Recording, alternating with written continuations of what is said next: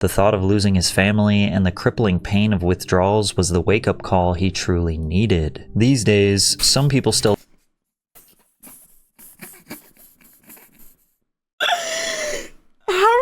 try and make this a serious segment and then pull up this fucking picture, bro. 65 pills a day, the tragic life of Kurt Angle.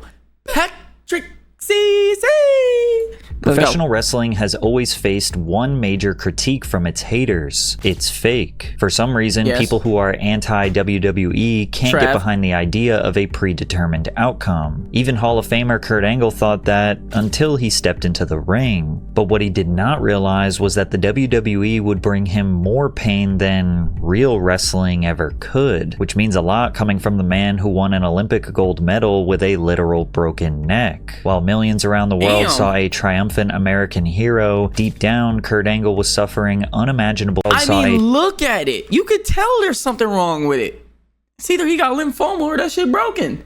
Triumphant American hero, deep down, Kurt Angle was suffering unimaginable physical pain and coping with the loss of several close friends and family members. But there was one way he could get relief from the physical and emotional toll, and that was by consuming a toxic cocktail of alcohol and prescription pills. Damn. I was taking 65 extra drinks like in a day. That's how out of control I got. And I was hiding it from the company. Kurt nearly died multiple times for a sport the world calls fake. But nothing about what he went through was pretend. This is the brutal and tragic story of Kurt Angle. There's an assumption that Kurt was this otherworldly child prodigy athlete, but that's not exactly true. Growing up in Lebanon, Pennsylvania, Kurt Angle lived and breathed contact sports. When he wasn't debating passionately about his favorite teams at the dinner table with his 5 older siblings, he was busy practicing as an amateur wrestler, something he picked up at just 7 years old. But being an athlete in a family of older...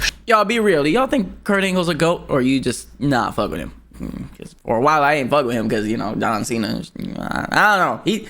He goated though. Stronger athletes wasn't easy. Kurt has been open about how his early life was packed with one loss after another. I actually wasn't doing that well. And the documentary, Angle, they say I was a great athlete since I was born. That's not true. I was the worst athlete in my family. And that wasn't bad because everyone in my family were good athletes. But I lost a lot when I was younger. I cried a lot. I was a real crybaby. My family doubted if I'd ever be good at sports. From the start, it almost seemed like he was cursed. His life seemed to be going in the right direction in one moment with hard work and perseverance, and then in another he'd suddenly confront crippling tragedy that would push him closer to the edge. Starting in 1984 when he lost his father, David Angle, to a freak accident on the job. David was a construction worker.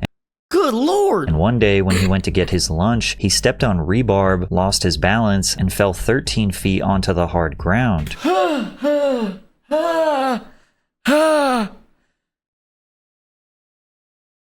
13 feet? Oh, fuck. Oh my God. Breaking his shoulder and fracturing his skull. He was placed on life support, and Kurt's mother, Jackie, ultimately made the decision to end his suffering, weeping as she had to pull the plug on the man who held their family together. And this would have sent most others into a downward spiral. However, Kurt's dad said something to him just a year before, giving him the strength to keep fighting. He told me this the year before he died. He said, "You're gonna be the one." And I didn't understand him, but he knew, for some reason, that I'd break out of this crybaby stage and end up being a great performer. So I didn't understand what he meant, and when he passed away the next year, I thought, my dad said I was going to be the one. I gotta start working hard now. And from that day forward, Kurt would carry the words of his late... How real do you think these stories be?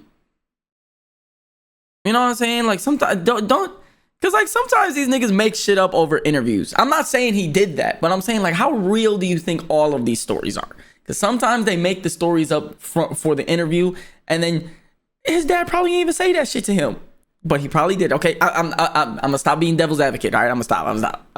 Because now I'm just sounding like a hater. I'm gonna stop. Father in his head, praying before every competition with the belief that it would help him succeed. And as he dedicated his life to chasing a gold medal, he would end up with countless tragedies along the way. For 4 straight years, Kurt Angle put everything he had into preparing for the 1996 Summer Olympics. He was ranked 2nd in the US World Team, yet he struggled to find his footing. As he began losing matches, his confidence took a significant hit. Ironic, you know? because the angle lock is, foot. However, Kurt's father was not the only person who had faith in him. Olympic gold-winning wrestler Dave Schultz was quickly becoming his mentor and invited Kurt to train at Foxcatcher, a facility in Philadelphia owned by John DuPont. Dave told me that John DuPont started a wrestling club and he was going to be coaching there. And I thought, wow, this is a great opportunity. I said, do you think that they'd be interested in me? He said, if you win the NCAAs this year, I'm sure they will. And I did. Damn. I won the NCAAs that year, and Dave and John invited me to the farm. At the time, John DuPont's Foxcatcher Ranch was a camp for the global wrestling elite, partly because DuPont dumped massive amounts of his family fortune into the program, but mostly because it was home to the Schultz brothers, the only American brothers to win both world and Olympic gold and have more NCAA, US Open World, and Olympic titles than any other American brother combination in history. For Kurt, this wasn't just a chance to work with the greats. He really loved Dave and saw him as everything he had ever aspired to be. But Foxcatcher Ranch was far from a perfect environment, and hyper-focused athletes like Kurt and Dave could never predict how horrifying their experience would be. Chances are you know someone who has been seriously hurt in an accident. If that wasn't bad enough, they end up with huge bills from the hospital, making not only their health a concern, but a foolproof strategy of deliberately slowing down the pace of his matches, saying, if I didn't get tired, I was going to win. He immediately began focus on endurance and believed that his training only began once he became exhausted. Angle's grueling regimen included a 6-mile run completed in 38 minutes, 10 200-yard hill sprints with someone on his back, and then another with someone on your back, bro. Damn, chill. You training to be One Punch Man? 10 sprints without assistance. He would then do drills on the mat for 4 to 5 hours, rotating between 3 to 4 training partners. Then he took a 30-minute break before repeating this entire process. His evenings were reserved for plyometrics and weight training. His goal was to see how far he could push his body to its limits. For 2 consecutive years, Kurt trained 3 times a day for 28 out of 30 days each month. And because of that, nigga. Hey. I commend it. That he was knocking off the best conditioned wrestlers in the world, establishing him as a serious contender for the gold medal at the 1996 Summer Olympics. But there was something lurking in the background that neither Dave nor Kurt could have seen coming. Foxcatcher's leader, John DuPont, was about to snap, and his mental decline was becoming more and more noticeable to residents of the ranch. Merry Christmas. Don't hurt yourself. The property changed to a militarized zone. I said, who are you afraid of? Militarized? And John said, you never know who it might be. I mean, he's not wrong. He's not wrong. Uh-oh, it's getting a little more serious. I was really worried. You gotta get out of there. You gotta get out of there now. Can she speak? Can she speak? You gotta get out of there. That shouldn't do it. I gotta stop making fun of people, bro. While it wasn't known by the general public at the time, John DuPont was a paranoid schizophrenic. Yo, this picture is insane. I just said I need to stop making fun of people, and then Patrick would have shown this picture, bro. Not fair, bro. Not fair, bro. You're baiting me. Who had become fixated on creating a new legacy for the DuPont name. He had a creepy fixation with the Schultz brothers and other wrestlers living on his compound, turning it into a fortress, playing with firearms without warning, and waving them in the faces of the wrestlers. The fuck is this? Why is the gun, he's holding it like this? Like this. And the gun is like tilted upwards. What the fuck kind of weapon is that? He also told one wrestler that Foxcatcher would become a KKK organization and constantly had to be reassured by Dave that shadowy figures weren't coming out of the walls, all while he was drunk or high on random drugs. Dave Schultz's brother Mark would later describe how they felt scared, but they couldn't justify leaving with so little money. I was kind of trapped in a way because I was competing for the world championships and there weren't a whole lot of options for me. Because I was an Olympic champion, I was so used to people treating me with respect. It just didn't occur to me that someone would be so underhanded. Eventually, after one too many gun-associated confrontations with DuPont, Mark vowed never to return. However, Dave returned to practice at the ranch regardless. He was in complete denial because of his own progress and the growth of great wrestlers like Kurt Angle. He believed that DuPont was a gift to the world of Olympic wrestling. He knew he was unstable, but DuPont was a frail old man and not a perceived threat to an Olympic gold medalist. Tragically, on January 26, 1996 at 2 p.m., John DuPont grabbed a .44 Magnum and this went a totally different direction than I was expecting. Holy mother. And ordered his security consultant to drive him to Dave Schultz's house. Dave's last words were, "Hi, boss," with a smile and a friendly wave. And he shot him. DuPont answered him with a gun pointed at his head. He screamed, "You got a problem with me?" and opened fire, shooting Schultz dead on the spot. Right after, DuPont's own security turned on him, but he managed to jump in his car, flee to his mansion, and hide from prying eyes. Holy mother of God.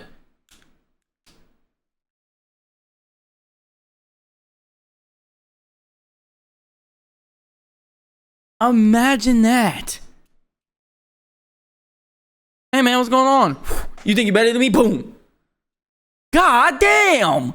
As the whole SWAT team surrounded his house, managing to avoid arrest for days until they finally captured him. DuPont allegedly shot Olympic wrestling champion David Schultz. Schultz, who won a gold medal in the 1984 Summer Olympics, lived with his family in a home on the estate. It is at that home that police say DuPont drove up and shot Schultz in the driveway. Schultz's wife, Nancy, was a witness to the event. The family's grief was evident on the face of Schultz's daughter as her mother explained their loss. My family must now turn its focus and energy to my children, Alexander and Danielle, who've had a very close relationship with their father and who are struggling to understand how and why this tragedy happened and how they will possibly fill this void in their lives. Just like that, a little girl What in the actual fuck? lost a father, and wrestlers like Kurt Angle had to find out they lost a friend from the news. He had just talked to Dave earlier that day. Understandably, Kurt can't seem to talk about Dave's death without looking like he's on the verge of breaking down. Someone tuned into CNN in the office and saw that Dave Schultz was shot. They didn't say he was murdered, just that he got shot. I called Dave earlier that day and left him a message and told him I was coming out to Foxcatcher to train that week. I wanted to go out and have Dave train me. Dave was my coach at the time, and along with a couple other coaches, but Dave was my key coach. And it blew me away. I couldn't believe that DuPont killed him, but I knew that John DuPont was acting a little suspicious. You know, he was seemed like he was always sedated, some kind of drug, carrying a gun with him around with him all the time. I mean, he was like a ticking time bomb. Facing the grief of Damn. I'm not gonna lie to you, bro. It would have been up for DuPont, bro. You just murdered my homie in cold blood. It's up for DuPont, my nigga. But then again, Kurt Angle is successful, rich now because blah, blah, blah. I guess if he were to do that, he probably would have went to jail too and never would have made a success out of his life. God damn it. Fuck you, DuPont. Of losing yet another father figure, Kurt fully immersed himself in wrestling, training harder than he ever had before. He dominated his weight class during the 1996 US Open. However, during the semifinal, probably taking out all of that anger on everybody else. He failed to execute a move, landing face first on the mat. This impact resulted in a series of cracking and crunching sounds in his neck. After getting back on his feet, Angle realized he couldn't feel his arms. Despite this significant obstacle, Kurt continued to fight, gradually scoring his neck was broken and he kept fighting points and eventually managing to secure a win. Following the match, he approached the trainer, who began to crack his neck, eliciting a sharp pain that coursed down his back and arms. Yeah, bro, that's a broken neck, nigga.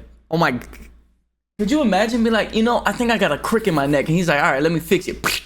Dead. 8 hours after the semifinals, Angle was set to compete in the finals against Kerry McCoy, one of the most accomplished wrestlers in US history. He considered taking a break, knowing that second place would still qualify him for the Olympic trials. But wanting to make Dave and his dad proud, he wrestled anyway, but he did do everything he could to avoid engaging in the match.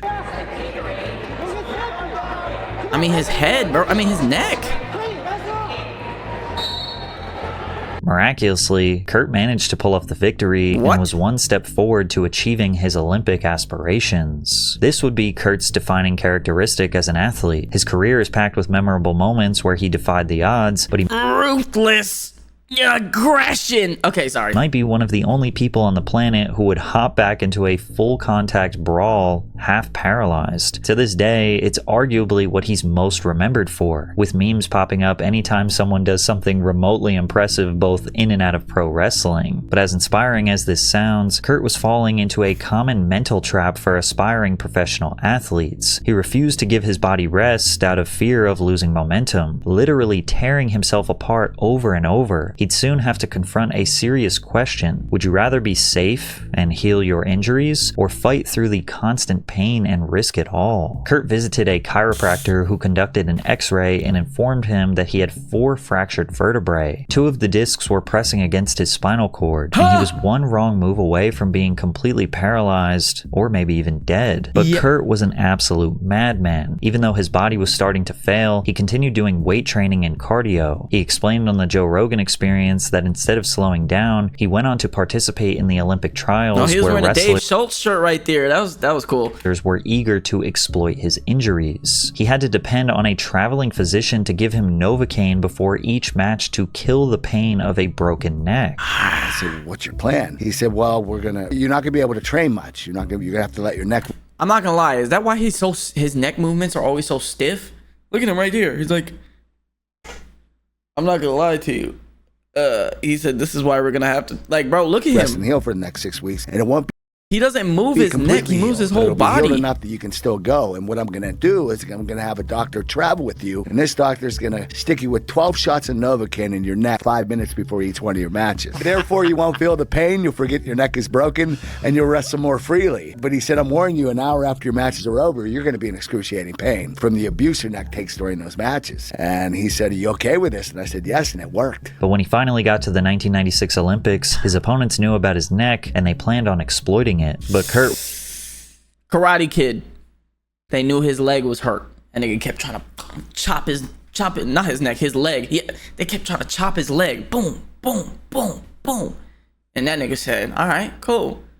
Switch, backflip, bam. Oh yeah, oh yeah. Kurt wasn't going to go down easy. In his first match, Kurt defeated a wrestler from Mongolia 4-0. His next opponent was a 7-foot-tall Cuban, and after a tense bout that ended 0-0, he ended up scoring a victory with just 4 seconds remaining in double OT. And in the following match against a Russian competitor, he found himself trailing 3-0 early on, but his opponent used up all his energy. But as we know, Kurt's cardio was world class, and he ended up coming back from a 3-0 deficit to win with a score of 4-3. Then, Kurt found himself against Abbas Jadidi, the most renowned Iranian wrestler to date. And for Kurt, this was it. He had pushed through broken bones and several personal tragedies just for a chance at making it big. He was the underdog, the only chance. Check me out, check me out, check me out.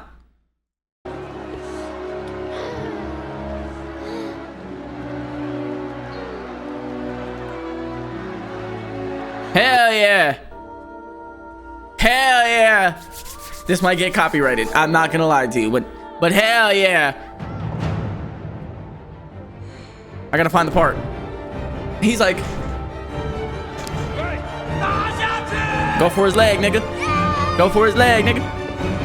Woo! Yeah! Oh my god, bro. I went crazy when I saw that shit as a kid. Shout out to Raji. Shout out to Raji. I see you in your new movie, Straw. I'm about to watch it soon. Hey. Shout out to Raji, bro. Shout out to Raji. Chance he had was to wear his opponent down without losing the ability to move. And surprisingly, the strategy really worked. Both wrestlers have really expended and extended themselves in this match, despite the 1-1 score. Shadidi showing a lot of power in this overtime. Off the mat. Bro? What's this? Oh, I'm glad y'all can't see that. Let me. What's this? The mat. What No the points, fuck? no score. 1 minute and 25 What the seconds left hell? in the sudden death. Jackie, Kurt's mom, very nervous. Sometimes she leaves. She gets so nervous and anxious, but she's going to stay here for this one. And Shadidi here. Taking a break. I'm about to try this for the first time, y'all. But when the match ended, it all came down to a referee's decision. All Kurt could think was 4 more years. I have to do this for 4 more years. He knew he wouldn't be able to just stop wrestling after earning 2nd place. But after some tense debate, the referee raised Kurt's hand, and he realized he had just won a gold medal despite competing with a broken neck. Good shit. There's the hand being raised. The referees didn't know. First raised one hand, then the other, and elated. Kurt Angle jumps for joy with this victory and gold medal. And in that moment, it was if the curse had been lifted. Kurt proved to himself, his dad, and his mentor, David Schultz, that he was one of the greatest athletes who had ever lived. It took a tremendous amount of strength and stamina to be a gold medalist wrestler, and to do it all with a broken neck, that was enough to make Kurt Angle a legend. Yeah. But, legend or not, Kurt was still incredibly poor. There was a reason why... We're at the halfway point of the video. This is going to be the downfall. 65 pills a day. Olympic wrestlers were willing to put up with a schizophrenic DuPont who was waving guns around and shouting at ghosts. The only way most Olympians made it out of poverty is if someone came along to capitalize on their hard-earned success. For Kurt, this would be Vince McMahon, the architect of the modern WWE. No chance. No chance in hell. Wait, no. Yep, I gotta do it, bro. I gotta do it. I absolutely have to. No chance. Vince McMahon.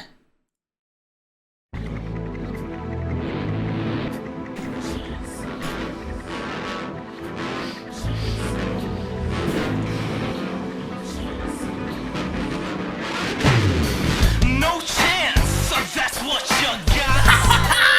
Shout out Vince. Up against a machine too strong. Pretty politicians by yourself. Shout out Vince. Won't find their place in line. But tie a string around your finger now, boy, 'cause it's Shout out Vince McMahon, bro. Shout out Vince fucking McMahon. No, I'm not doing no stupid ass jumping jacks, nigga. I was doing Vince McMahon's fucking walk down. And it would become clear that the pain Kurt was feeling was far from over. He was going to break his body over and over again in the WWE, developing a brutal addiction and even more tragedy that would last him a lifetime. Following Kurt Angle's victory at the Olympics, he had the kind of storyline that would make any savvy businessman see dollar signs. The story about his dad, the connection to one of the greatest Olympic scandals of all time, and winning the gold while almost becoming paralyzed. It was something that wrestling fanatic Vince McMahon had been praying for since he started his pro wrestling empire. At the time, McMahon was willing to do anything that he could to legitimize his industry, and there was no better way to do it than to get an actual gold medalist on his team. And to get Angle's attention, McMahon rolled out the red carpet, sparing no expense to convince Kurt that this was his future. Kurt described the whole experience saying, "I didn't know what I was getting into. Going up there and them giving me the whole limo treatment and first class airfare and treating me like an important person, it was pretty cool. Going into Vince's office and talking to him was a bit overwhelming. I knew of him and what he's accomplished, and to meet with him, he straight up gave me a 10-year deal. Damn, this is what it is. He said 10 years? And this is what you're gonna get. Take it or leave it." I asked him if I could talk to my agent first before I decided, and Vince said, "That's fine." The meeting wasn't that long, but I told him I was interested. I didn't know if I was gonna sign or not. And the offer McMahon gave Kurt was way more than the average pro wrestler at the time, who received a 10-year contract for $5 million. But surprisingly, Kurt rejected the initial offer. It was more money than he could have ever dreamed of, and yet he couldn't help but feel that this career change felt a little cheap and silly. If he signed with the WWF, he would have to accept scripted losses from people who would never come close to achieving what he did in 1996. Imagine being ruthless aggression. Being the actual best wrestler in the world, having won an Olympic gold medal against the highest level of competition possible, and then entering the WWF and fake fighting in front of a crowd that saw you fight legitimately with a broken neck. It may have felt like a serious step back. But after some thought in 1998, Kurt was convinced to try out for the WWF, accepting a contract within days and training under Dory Funk Jr. He debuted in the WWA, which is... So wait, then how much did he actually get paid? Essentially the minor leagues, and from there his attitude towards professional wrestling was starting to change. He knew that the fights in the ring were scripted, but he also started to understand that this didn't mean that there weren't quality athletes taking on serious risks. When I got to the WWE, my attitude changed. One thing about WWE, you can say it's fake, but them jumps, them landings, them slams, all of that's real. But I started getting what it's all about and understanding it. It was actually in early 1998. I started watching it on TV. I started watching Monday Night Raw. What caught me was Austin, Rock, Undertaker, Triple H. It was a fun show to watch. Just Austin, nigga? Say his name. And they were very athletic. I was really surprised at their athleticism. Seeing them go through the ring, the issue was I still thought it was a bunch of stunts. I didn't know there was psychology and storytelling involved. That's what I thought. Pro wrestlers were Hollywood stuntmen. I didn't understand there was some wrestling involved in pro wrestling. It was an eye-opening experience for me. And after a year of matches and constant training, Kurt Angle had his first televised match at Survivor Series 1999, where he defeated Shawn Stasiak. From here, Angle proceeded to have one of the greatest rookie years in pro wrestling history. He remained undefeated for 2 months, with his first loss coming at the Royal Rumble in January of 2000. Fucking John sneezed in my back. Pause. What the fuck? Hey, bruh. The following month, he won both the European and Intercontinental Championships. His character initially presented him as a virtuous and patriotic figure, emphasizing his Olympic success and promoting his 3 I's: intensity, integrity, and intelligence. His moves in professional wrestling largely reflected his Olympic wrestling background. His signature moves included the angle slam and the ankle lock. This persona was originally designed to make him a included the angle slam and the ankle.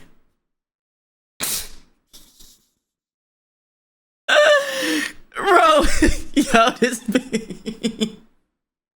what was he reaching for? That's the shit that be pissing me off with these, bro. Like, what are you reaching for? The rope is all the way over there. You're not getting over there.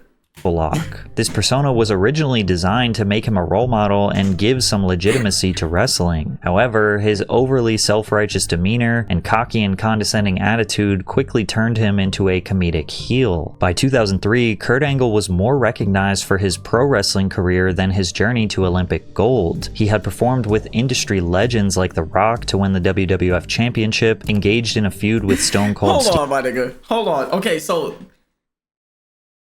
he's turning their ankles inward. Why does everybody have the same face? Why does everyone have the same fucking face when he's doing this damn move, bro? He's clipping it again. Yeah. Steve Austin, and had generally proven to be the kind of athlete that was able to pull off incredible stunts while goofing off in a way. Look, bro, I'm not planning these clips, okay? It's doing it, and then I'm like, oh, let me clip it so that I can add it to my BRB screen. You see, I'm thinking smart here. Okay, sorry. That let audiences know he didn't take himself too seriously, but he was about to make history that would change the course. That damn smirk. Of the WWE and his life forever when he feuded with Brock Lesnar. To fans, this was a match made in heaven. When I was in the ring, I took a lot of pride in what I did. Angle slam! And I always wanted to be the best. I was always the best. I feel like it would have made more sense if he was turning their ankles to the other way, not to be a professional wrestler. I don't know. Look at this monster! I think Kurt Angle wanted to know just how good he really was. And no one could push him like Brock Lesnar could push him. To this day, the climax of the feud at WrestleMania 19 is considered to be a technical masterpiece. Brock and Kurt were at the top of their game, and every fan was tuned in to see them. I hate when they get up in each other's faces like this. Look like they want to kiss, bro. Look at him. He's not even looking at his eyes. Kurt Angle's looking at his eyes. This nigga's looking at his nose? His cheek? The fuck are you looking at, nigga? His lips? settle their rivalry once and for all. But tragically, it looked like Kurt Angle's curse was far from over. Once again, his body was starting to quit on him. And now looking back on this legendary feud, it's obvious that every hit Kurt was taking was absolute agony. And the whole story for the match is Kurt being down.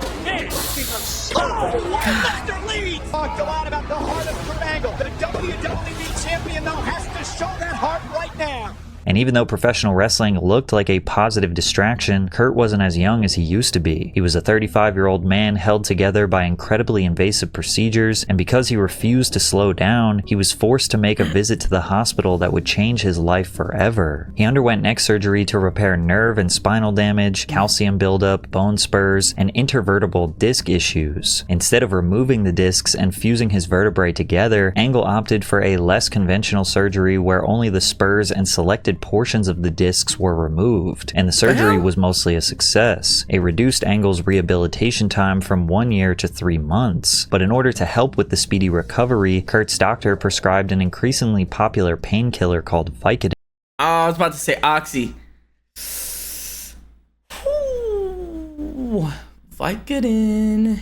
Yikes. An opioid used to numb the pain from severe injuries and after intense procedures. At the time, Kurt didn't see the big deal. Opioids. Yeah.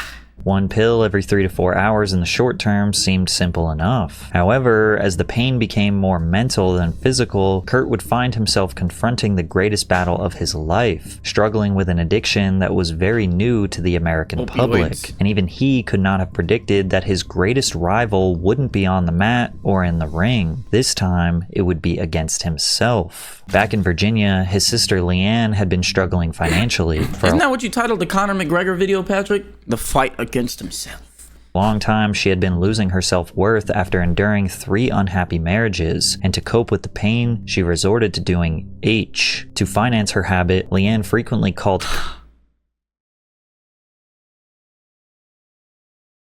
that H? Kurt asking for money. That was until he discovered she was spending it on drugs and had accumulated a debt of $35,000, prompting Kurt to insist that she move back to Pittsburgh to stay with their mother, or he wouldn't help with her debt. With no other options left, she returned home. Kurt settled her debts, and for a time, Leanne appeared to be doing well. But even though Kurt's sister was surrounded by family, she could not kick her dependence on the drug. Sticking to his word, Kurt chose not to speak with her after discovering she didn't stop. I'm off to Hermione. I'm off to Hermione, nigga. Leave me alone. I'm off to Hermione. All right. And in less than a year, she lost her life. She didn't get clean. So for the next... Damn, nigga. Oh my God. That was such bad timing for a joke. Holy shit. Oh my God.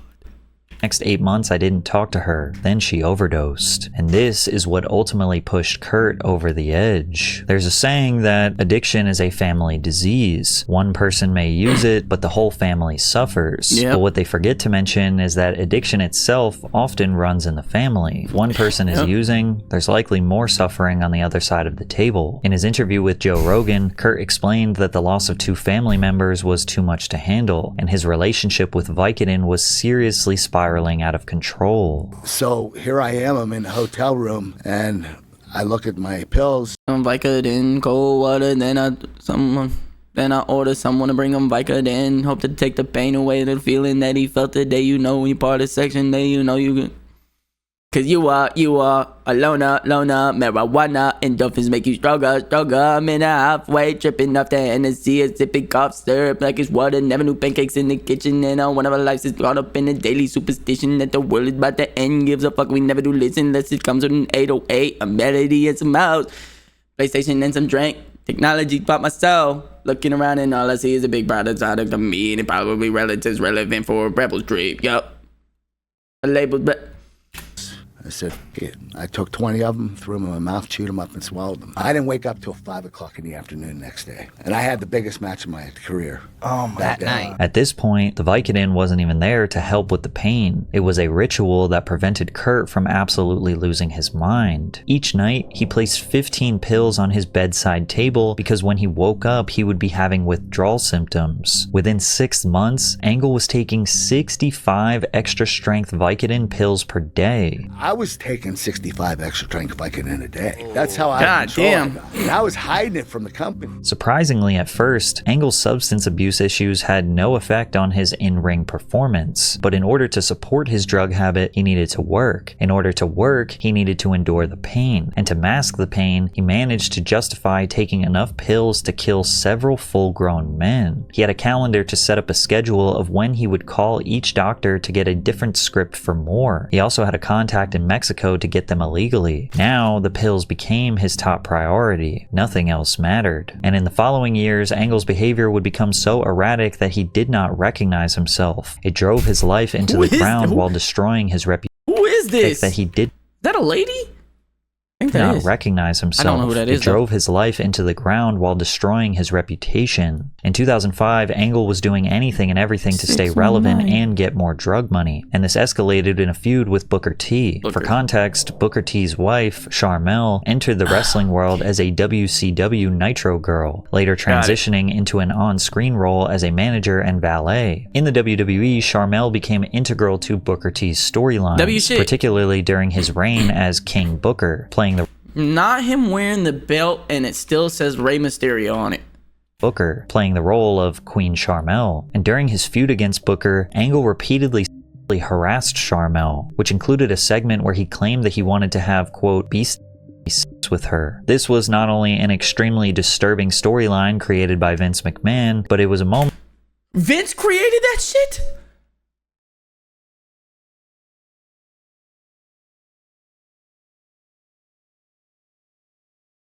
Oh, that's crazy work. That made Kurt realize just how desperate he was to stay in the limelight. I totally regret it. I didn't want any part of it. Even though I got to wrestle Booker, I'd rather not wrestle Booker than do what I had to do with Charmel. He'd also later reveal that Vince instructed him to be a pervert, and that was something he never would have done if he weren't so drug dependent. It also didn't help Kurt's mental state when in that same year, his friend and professional wrestling partner, Eddie Guerrero, died suddenly of heart failure. He was only 38 years old, and this made people reasonably assume that his early death had to do with his own battle in the past with drug and alcohol abuse. From there, Kurt's nosedive into substance abuse became more and more noticeable. Even Vince, Eddie freaking Guerrero, who had been pushing him to his limits, scheduled a meeting with Kurt and expressed concerns about his health. Eddie Guerrero, Chris Benoit. Both of these niggas died, and recommending that he enter rehab. Kurt requested to be released by the company because at the time, he didn't think he had a problem, nor did he want to stop consuming painkillers. And in a later interview, he explained that he had become so focused that he had no idea what was going on in his personal life. Everything was devoted to wrestling. I had some regrets because I was just starting to get good when I quit WWE in 2006. I was just starting to come into my own. Where I was, not that I didn't have incredible matches there, I did from 2006 to 2001, but I started really becoming a seasoned veteran 6 years into my career, and that was right around 2006. He took a break for 3 months to lay low after Vince's intervention, but shocked fans shortly after when he signed a contract with TNA in October of 2006. Shout out TNA. My boy Jeff Hardy went to TNA too. I think he's back in WWE, isn't he? I don't know.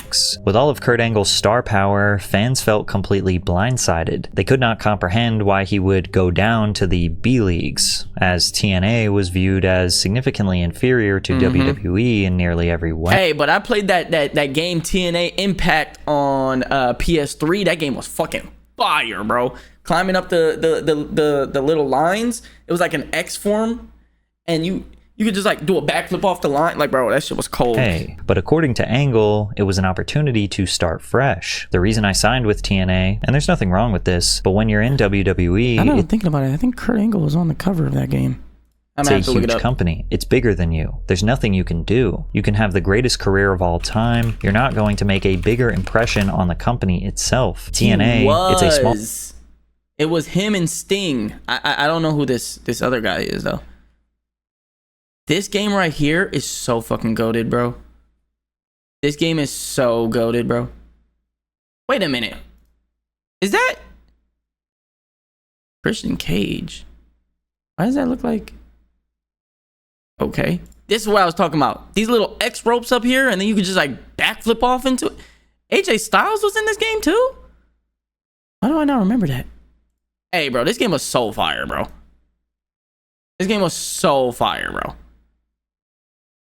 Smaller company and you're the bigger name in the company. You're carrying the company on your back and making it into a WWE. You have a purpose that way. And to an extent, Angle was right. TNA gave him the ability to train new wrestlers, perform in memorable matches, and gave him more creative power to do what he wanted. But once again, Kurt was choosing his career over his mental health. He was making efforts to replace Vicodin, but with a controlled release morphine medication. And when this wasn't enough, he started to mix whatever he was taking with alcohol. I got my painkiller problem under control there. How did you live, bro? Holy. Because I found a doctor that got me on MS Contin. There are 2 morphine pills. They're very tiny, but they'll keep you from going through withdrawal. So I would take one in the morning, one at night, and no more painkillers. They were painkillers because they were morphine, but they were high dose. It was just 2 of them that I had to take. Well, I started having anxiety about breaking my neck over and over again, so they put me on Xanax. So now I'm taking Xanax. And then I switched to TNA, Impact Wrestling, and everybody drank there, so I started drinking alcohol. And this is where Kurt Angle really hit rock bottom. Yeah. By 2007, Kurt Angle's relationship with alcohol was taking on a life of its own, and now other lives were at risk. The first incident occurred when a witness saw him leave a bar, drive erratically, and nearly crash, leading to a DUI arrest. Although he was later found not guilty. Not guilty? Huh?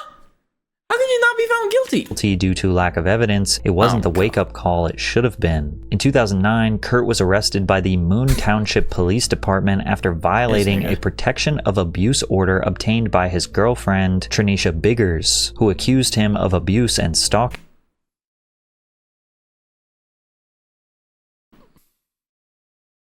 I know damn well y'all, as a fellow black family, did not name your daughter. I guess you can't control your last name, but geez Louise, I probably would have changed that shit low-key. She had told the police that Angle had abused her physically, and he had been stalking her from outside a Starbucks. Trinisha reported to the police that Angle had taken possession of her BlackBerry cell phone, and she feared Angle was erasing text messages and photos that showed injuries she suffered during their altercation. Angle was arraigned on charges of harassment, and police found HGH and syringes in his car during the stop. According to the affidavit, Kurt told police the drug was prescribed to him legally. Once again, the charges were dropped after he and Trinisha reached an agreement to avoid contact with each other. But the last thing anyone should have done is let Kurt Angle back behind the wheel. On March 25th, 2011, North Dakota Highway Patrol officers found Kurt Angle in a smashed up red Dodge Durango with the smell of alcohol coming from the vehicle. He failed a field sobriety test and was arrested shortly afterward. This time, Angle pled guilty to the charges and was sentenced on April 20th, 2011 to 1 year of unsupervised probation, a chemical dependency evaluation, and a 10-day What the fuck? Unsupervised probation? Hey, yo. Suspended sentence. Then in 2013, he was arrested again in Texas for his second DWI. After multiple arrests and near disasters, Kurt Angle's struggle with substance abuse officially destroyed his life. And after years of running from his problems and hopping from one addiction to another, Kurt tweeted, "In light of recent events, I will immediately be entering a rehabilitation center. I am confident that in taking these steps, I can begin to address necessary changes in my life." Rehab gave Kurt the opportunity to take responsibility for his actions and understand that he was lucky to have had so many chances. And on JRE, Kurt opened up about how the withdrawals he suffered were so extreme that it was more than enough to keep him sober for the rest of his life. The one thing that I kept going across in my mind was going through withdrawal. I don't want to do that again. And I know if I start taking them, I'm going to have to experience that again, and I don't want to. What is it like? Like, what does withdrawal feel like? Okay, you're sweating because you're hot and you're cold at the same time. You're shitting your pants. You're throwing up. Can't think straight. Your body's shaking. You're getting hot sweats, cold sweats. You feel like you don't have anything inside of you. No insides, no organs. Nothing. Hello? You feel like you're hollow. It's just the craziest thing. It's the most painful thing I've ever gone through. You know, I'm sure people have been in a lot more pain than that with certain things they've had done to themselves. But for me, that was the worst. And this was enough for Kurt to finally keep his promise. The thought of losing his family and the crippling pain of withdrawals was the wake-up call he truly needed. These days, some people still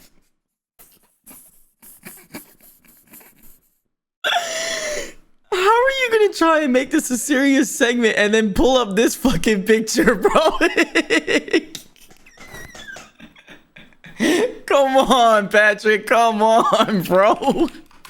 Come on, man. I like to give Kurt Angle a hard time for his past mistakes, and he has been the subject of countless jokes, the most infamous one making fun of his drug habit by calling him Perc Angle. I've noticed the Perc Angle nickname trending on social media. While I know it's made in jest, it reminds me of a time when I struggled deeply with addiction and mental health challenges. Those memories are painful, but they also fuel my commitment to helping others. I've been clean for 12 years and have since built a life dedicated to purpose and service. Addiction destroys lives, but it's never too late to get help. I appreciate all the positive feedback and support. To my fans, thank you for never giving up on me. I love you all. And yeah, today Kurt Angle does look like a man who is constantly on uppers, but when you consider the extreme mental and physical pain, like a man who is constantly... look at the eye changes. His eyes are forever stuck like this. On uppers, but when you consider the extreme when he was younger, mental... they're normal. Now he's like this forever. That's why that thing went so viral. He pulled out like this. and physical pain he has suffered throughout his lifetime, he looks better than most. From the moment Kurt Angle wrestled on the mat to the moment he got sober, he was a man of extremes. He was the only Olympic wrestler to complete under the threat of paralysis or death. He lost 2 father figures and even his own sibling, and through it all, he never gave up. But he's also proven that this dedication comes with nasty side effects. There were countless moments where he could have taken a step back and learned his actions didn't just affect him. They also affected everyone he loved, and sometimes innocent people he didn't even know. Thankfully, he never hurt anyone, and he decided to choose survival. Instead of being another sob story, he became both an example of perseverance as well as an example that it's never too late to turn your life around. Talk to him, Pat. It's never fucking too late, y'all. It's never too late. Never. W video Patrick as always.